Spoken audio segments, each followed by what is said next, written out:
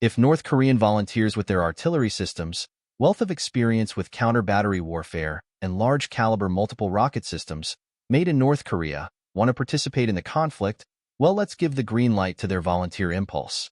Colonel Igor Korotchenko, Editor-in-Chief, National Defense Journal.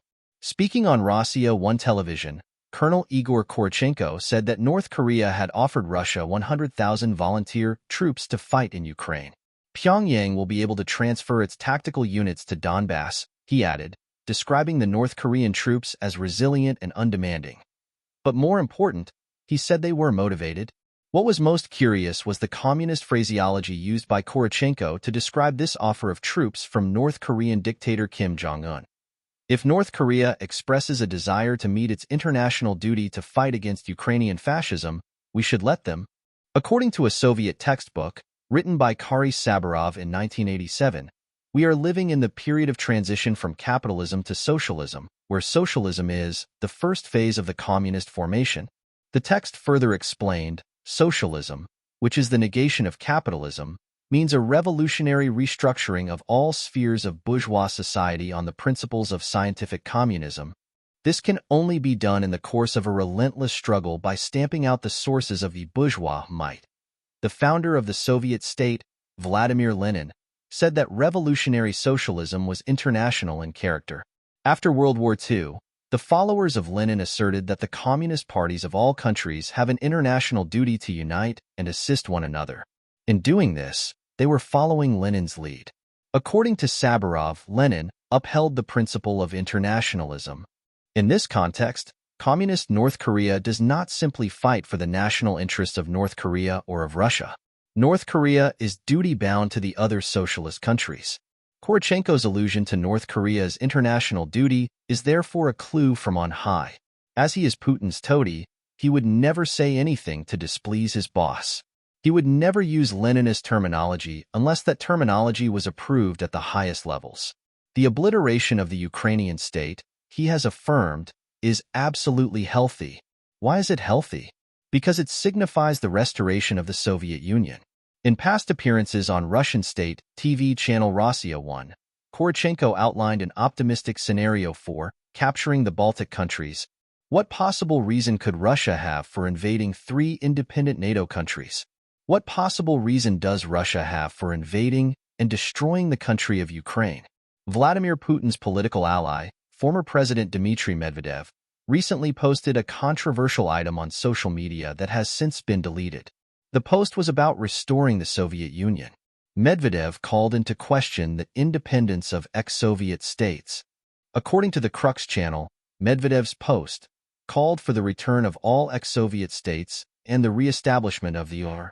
To explain away Medvedev's post, the Kremlin claimed the former Russian president's social media account had been hacked. Crux noted, however, that many experts pointed out that the post was written in a style similar to Medvedev's previous posts.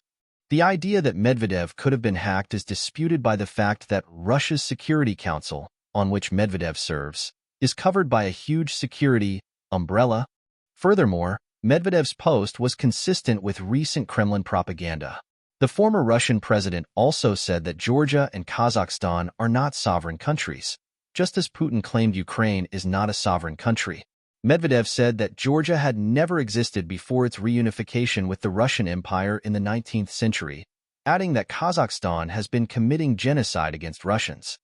He also said, all the people who once lived in the great and mighty Soviet Union will once again live together, and that Russia is getting ready to undertake the next move to restore the borders of our homeland. Crux reports that Putin's critics believe Moscow is aiming at a Soviet restoration, though confusion remains among those who erroneously say that Putin is restoring the Russian Empire. To convince the Russian people that they need, once more, to live under communism, a propaganda of anti-Western hate has been obligatory in the country's state-controlled media. Putin may sound reasonable at times, but his spokesmen and flunkies tell us what he is really thinking. Medvedev, who is now deputy chairman of Russia's Security Council, was asked to comment on the West. His answer was, I hate them. They are bastards and degenerates. They want us, Russia, to die.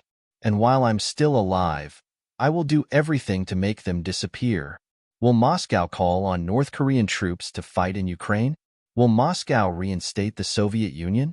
The KGB defector Anatoly Golitsyn warned in 1984 that the USSR was organizing its own collapse in the form of a controlled liberalization. Golitsyn wrote, after the successful use of the scissors strategy in the early stages of the final phase of policy, a Sino-Soviet reconciliation could be expected. It is contemplated and implied by the long-range policy and by strategic disinformation on the Sino-Soviet split. Few bothered to read Golitsyn, who was slandered by journalist Thomas Mangold as a paranoid schizophrenic.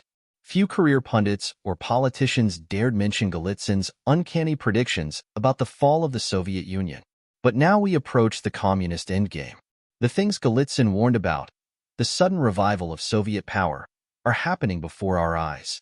In respect of grand strategy, Golitsyn's warnings were prescient, but he was not psychic. He did not hear voices. His predictions were based on a deep understanding of Soviet strategic ideas. Our consensus politicians did not understand these ideas and fell into Moscow's trap. Our foreign policy mandarins, competent at foreign languages and social science, knew little of another foreign language, the language of communist strategy. Our poli-sci mandarins, relying on game theory and mathematical models, ignored Golitsyn's new methodology. Sovietologist Francis Fukuyama characterized the fall of the Soviet Union as the end of history. These people never understood the mind of their enemy. Even now they are groping in the dark. Our elite schools have failed. Our elite strategists have failed. We have entered a crisis familiar in history, where a great nation is unexpectedly laid low by its own incompetent leadership.